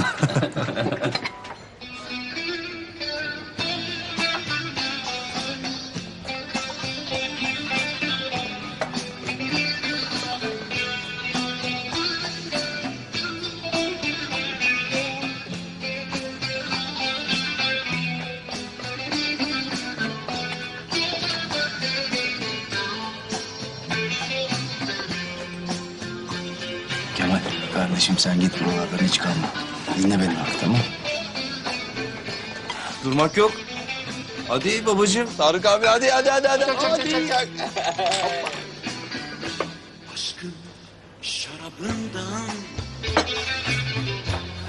bilmeden içtim. Sevda yolundan bilmeden geçtim. Aşkın bir alevmiş yar yar, bir ateş parçası. Bilmeden gönlümü ateşe verdim. Bilmeden gönlümü ateşe verdim. Bir sevmek bin defa ölmek demekmiş. Bir sevmek bin defa ölmek demekmiş. Bin defa ölüp de hiç ölmemekmiş. Bin defa ölüp de ölememekmiş. Şarabı zehirmiş, içtikçe öldüm. Yolu hep uçurum, düştükçe öldüm. Aşkın bir alevmiş yar yar, bir ateş parçası. Ateşe gönlümü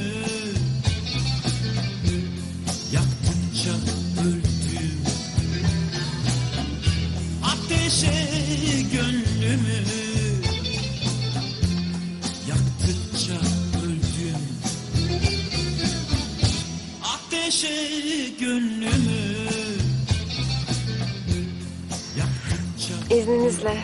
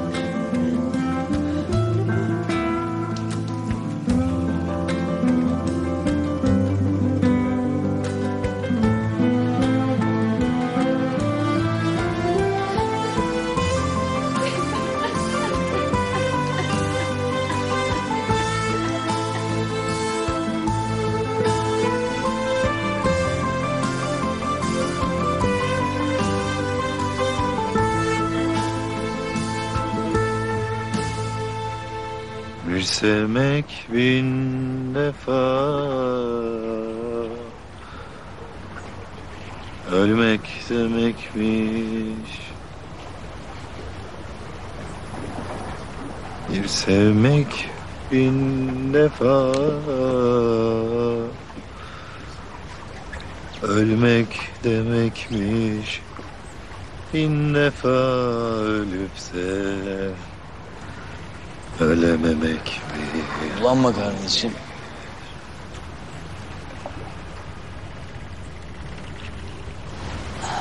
İzin verme şuna bir kez daha. Ha canım kardeşim. Git buralardan. Git Yeniköy'den. Hemen git aslanım.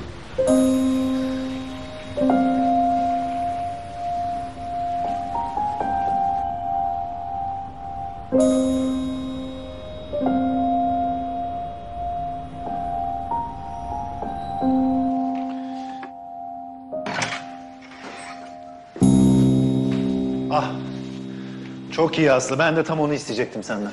Kozcuoğlu Holding'in talep dosyası burada. Bir de yine Kozcuoğlu Holding'den bir davetiye geldi adınıza. Neymiş o? 5 mutlu yılı geride bırakırken yıl dönümü partimize sizi de bekleriz. Ama zaten bu parti bu akşam.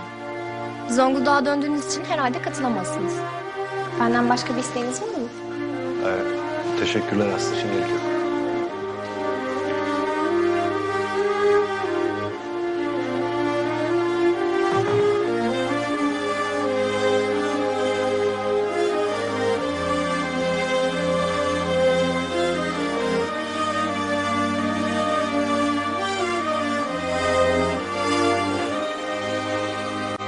Balayı suite hazır mı? Evet efendim. Nihan Hanım'ın hediyelerini de oraya bıraktım efendim. Her şey mükemmel olsun bugün. Kimse canımı sıkmasın. Balayını tazeliyorum. Bari o düzgün gitsin. Baş üstüne efendim.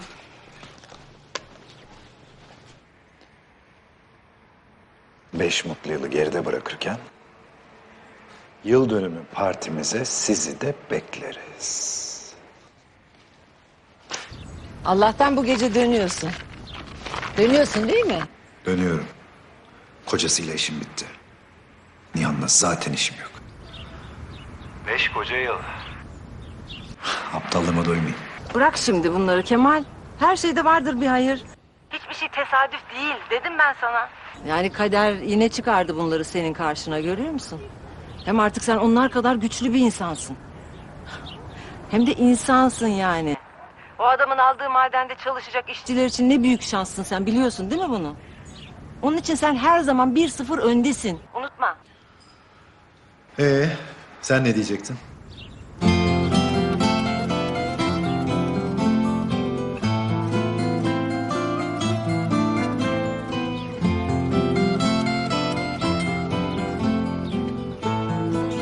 Ben şey diyecektim. Ya ne diyeceğim işte, Kemal iyi yolculuklar diyecektim. Güle güle git. Herkese çok selam söyle. Tamam mı? Hakkı Bey'e, Asu'ya. Yılbaşında falan atlar gelirim belki. Ne iyi olur. Eğer Nihan bir daha uğrarsa Evet. evli evine, köylü köyüne dersin. Tamam derim. Ama gelmez artık o buraya. Tamam, öpüyorum çok. Ben de seni bir tanem. İyi yolculuklar. Görüşürüz.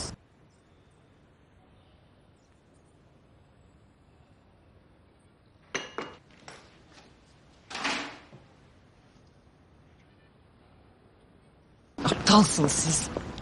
Aptal. Aynı benim gibi.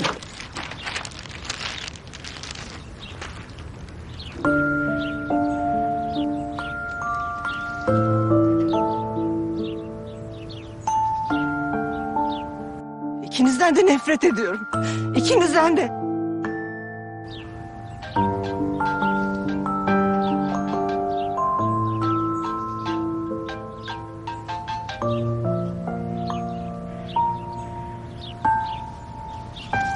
Efendim, Hah, neredesin Önder? Şoförü göndermişsin. sahildeyim. Hava alıyorum biraz. Hayatım ben hazırım. Çıkmak için seni bekliyorum. Hadi gidip bir mekanı kontrol edelim. Galip rica etti. Hem Emir'in canı sıkkınmış. İhaleyi de almışsınız. Niye sıkkın ki? Tamam konuşuruz sonra. Tamam canım tamam. Hadi bekliyorum.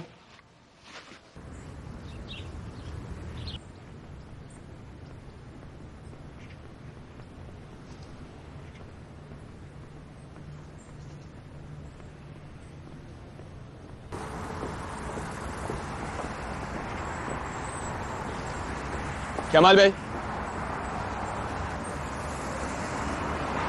Tufan Bey. Kemal Bey merhaba. Sizi bekliyordum. Bunu takdim etmek için. Nedir bu? Emir Bey bunu kabul etmenizi istedi. Bir iyi niyet göstergesi olarak. Birlikte son derece uyum içinde çalışacağımıza inandığını da eklememi istedi benden.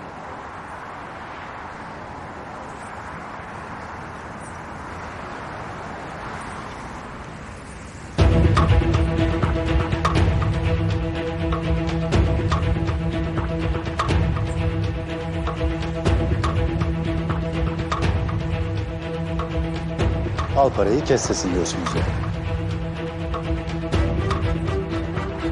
Sen bizim işimize karışma. Biz seni besleriz öyle mi? Kaç kişi daha çalışıyor etrafınızda böyle kim bilir? Aslında Emir Bey sizi çok önemsiyor. Yani işbirliklerimiz, beraberliğimiz. Emir Bey'e teşekkür ettiğimi söyle. İşimizin gerektirdiği uyum içinde çalışacağız kendisiyle. Herhalde.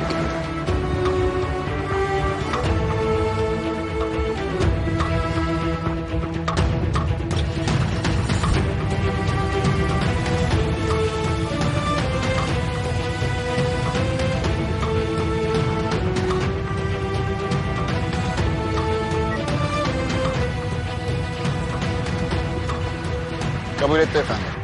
Teşekkür ederim. Atladı üstüne değil mi taşra prensi?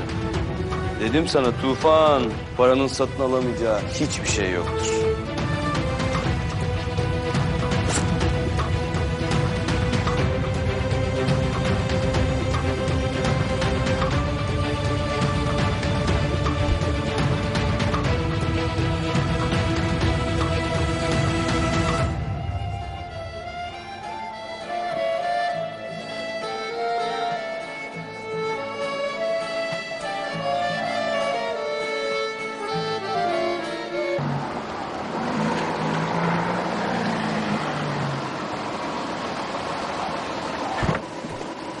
İyi eğlenceler efendim.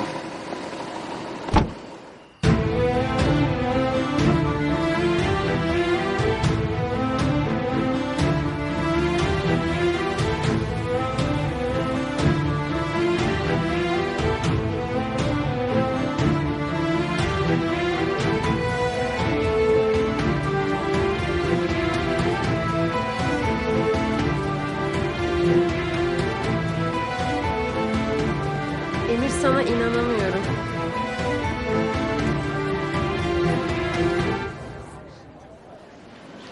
Zaten evliliğimiz bir sirk değil mi Nihan'cığım? Eksiksiz bir gece olsun istedim. Midem bulanıyor. Sen beni gerçekten kıskanıyorsun. Yok. Gerçekten midem bulanıyor.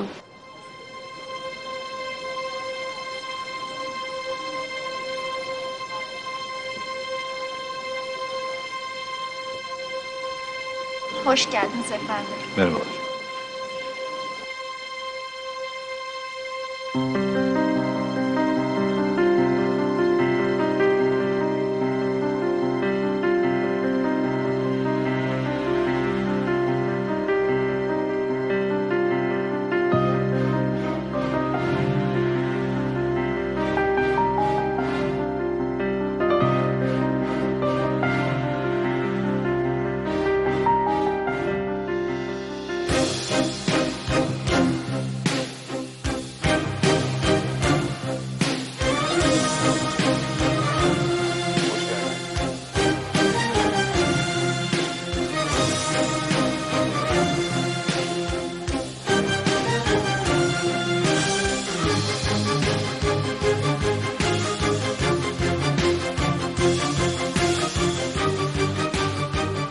Kemal Bey.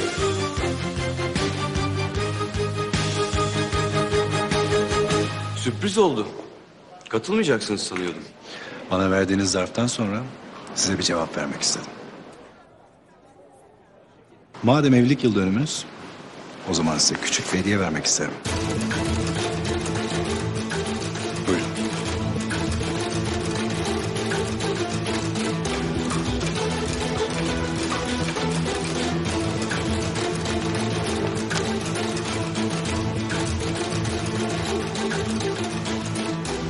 Beni hiç şaşırtmadınız Emir Bey.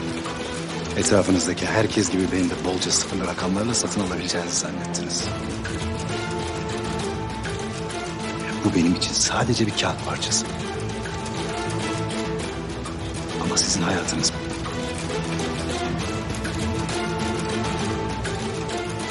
Eşinize bir gerdanlık daha alırsınız.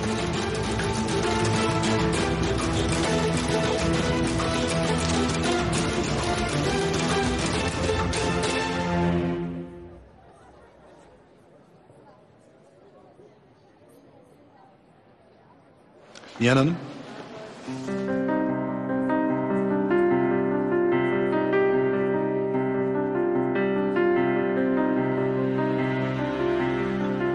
Sonsuz mutluluklar dilerim.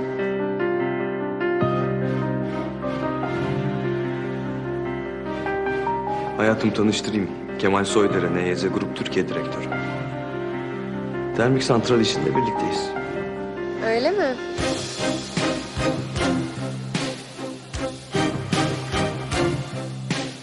Siz tanışıyor musunuz? Evet, eşinizi tanıyorum. Nihan sizin.